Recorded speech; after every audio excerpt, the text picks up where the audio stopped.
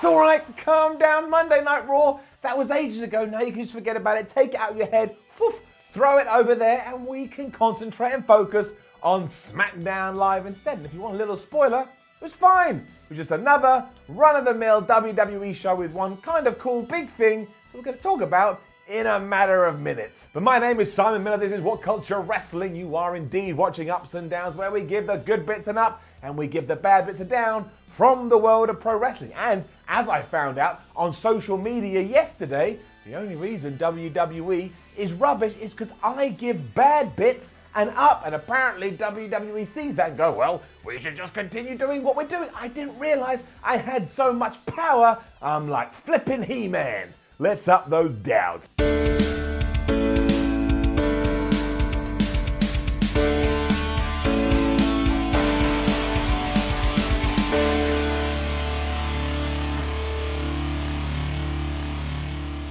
SmackDown started with Becky Lynch returning to TV and telling us she's cleared to fight again.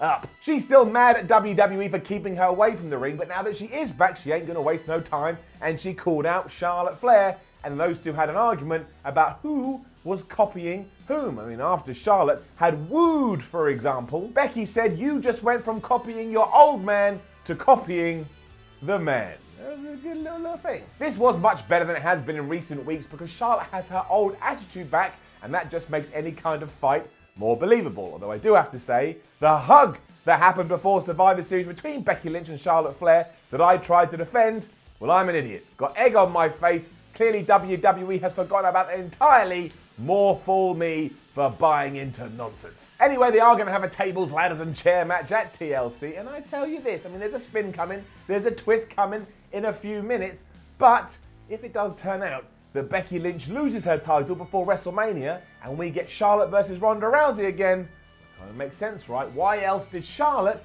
adopt Becky Lynch's attitude?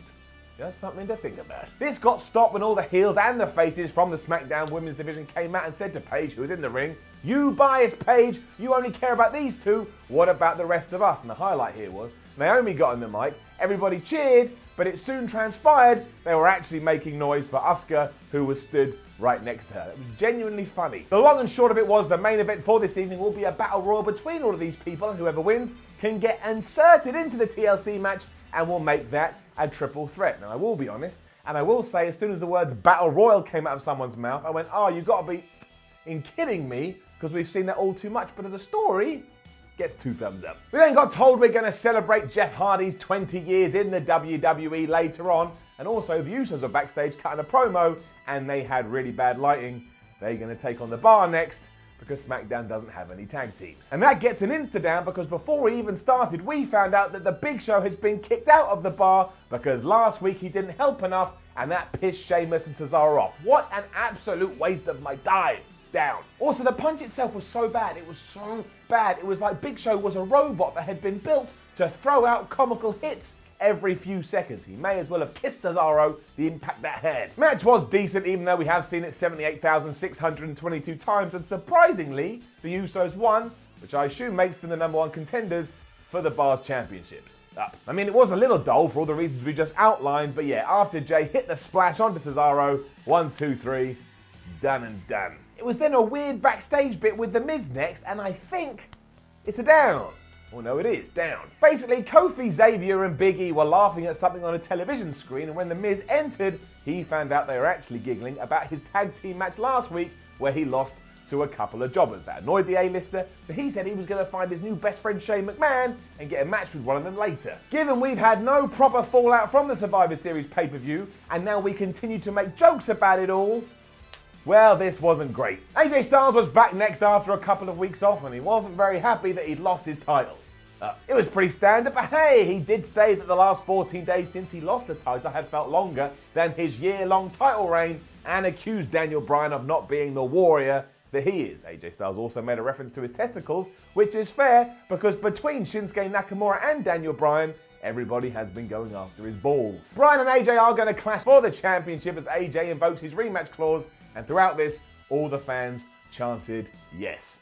Don't you just love faces and heels in 2018? They always work. More pimping for Lars Sullivan next, as the commentators told us whoever gets him between Raw and SmackDown is gonna get a game changer. The push, my friends, has begun. There's no up, there's no down. We don't do that for fleeting segments. What do you think this is? You'll be shocked to hear that I like what happened next, even though it sounds like gubbins. However, Shinsuke Nakamura versus Rusev, up. It never actually took place, but the reason I like it is because I think we just started a feud, and thank goodness for that. It was meant to be these two brutes clashing, but it never happened because Shinsuke decided he didn't want to do it. So before the bell rang, he attacked Rusev, he gave him the Kinshasa, and he just walked away. All right, now we can build a US title feud between Ruru and Shin Shin. And if you don't WWE, I'm going to come down there and I won't do anything. We don't do that. We're not violent people here. I'll probably do a tweet going, oh, I can't believe it, but you don't care about that, and nor should you. But with all that said, just do Rusev versus Nakamura for the US title.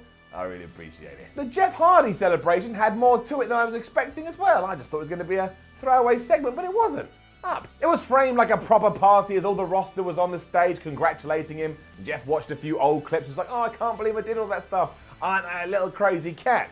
But I tell you who wasn't on that stage, and I tell you who was waiting backstage, Samoa Joe, the man that goes out there and kills people that don't enjoy the cookies that he enjoys. If you don't know what I mean, you're going to have to go out on the internet and find out, or just watch the second season of the awesome show featuring Edge and Christian. I can't remember what it's called, but go watch that. It's on the network. Joe ran down Hardy, including a jibe about alcohol that was very close to home. And even though Shane McMahon was trying to take the microphone off of him, Joe was like, no, fool, I'm going to do what I want. And he continued to focus on Jeff. It was your usual amazingness from Samoa Joe because he just can't do no wrong. And even though Jeff Hardy did challenge him to a match, Samoa Joe's the heels. He says, look, I'll do it on my time.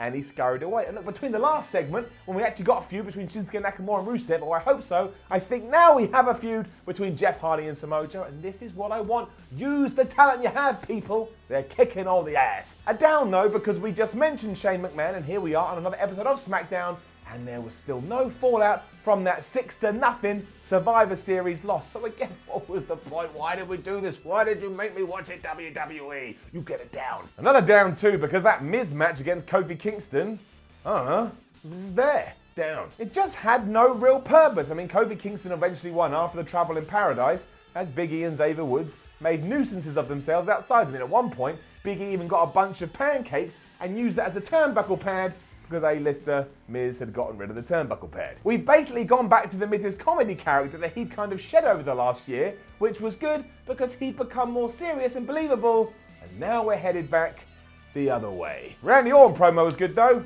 I can get up. The feud with Rey Mysterio continues, and Orton actually had the mask from last week in his hand and was ragging on it going, what is the point of the mask? I don't understand. The reason I don't understand is because I don't even care. I ain't gonna Google it. He didn't say that. That was me. Eventually, Ray turned up, which was fair. He was being insulted here, and for a little while, actually had the advantage over the Viper. He was kicking away at his legs.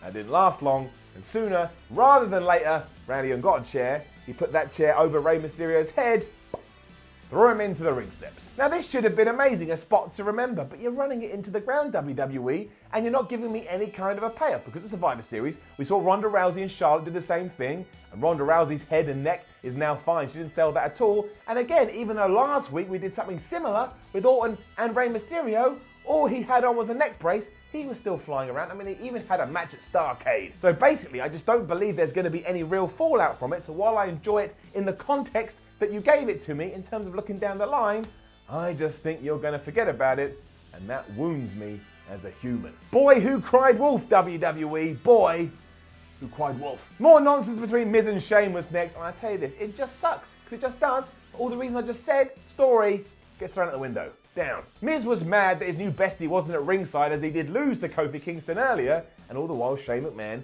just stared at the World Cup trophy, and I'm alright with that. I'm alright if you want to play up to this best in the world thing and eventually turn Shane McMahon heel, but we really should bring the Survivor Series into this too. Again, how can we take anything seriously if nothing happens after the fact?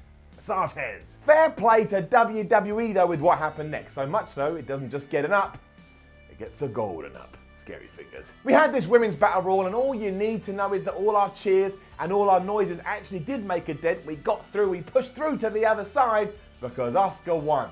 Thank goodness. The fans loved it, as did I, and I get it. The cynical part of you wants to go, well, they've only put Asuka in this match so that either Becky or Charlotte can beat Asuka, and therefore Becky and Charlotte haven't lost, and they can move on with that feud and no one has taken an L. So who can we use to do that? Who's over? Asuka. Let's run her into the ground even more. But let's not be those people. Let's be positive and let's just enjoy what we've been given here, because how good is that going to be? The first ever women's TLC match, and it's going to have Charlotte Flair, it's going to have Becky Lynch, and it's going to have Asuka. And you never know. Weirder things have happened.